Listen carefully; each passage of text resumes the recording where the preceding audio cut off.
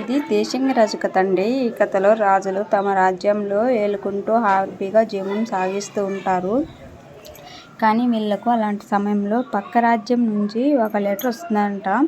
ఆ లెటర్ ఏంటంటే, ఇక్కడ మా రాజ్యంలో గుర్రాన్ని ఎవరైతే గెలుస్తారో, గుర్రాన్ని పట్టుకుంటారో వాళ్ళకి మా రాజ్యం ఇస్తాము అని అంటారంట. రాజులు మా రాజ్యంతో పాటు అవతల రాజ్యాన్ని కూడా ఏలొచ్చన్న ఆశతో గుర్రాన్ని లొంగ తీసుకోవడానికి ఒప్పుకుంటారు. కానీ తమ భార్యలు వచ్చి గర్భవతి.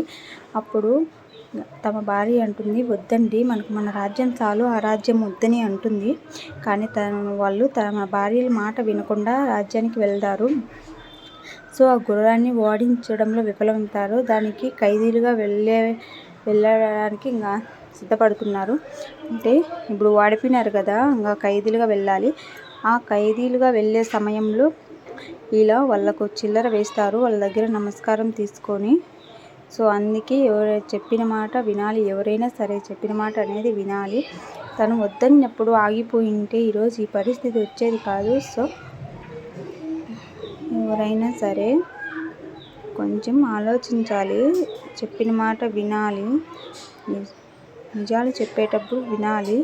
మంచి చెప్పేటప్పుడు ఖచ్చితంగా మాట అనేది వినాలి.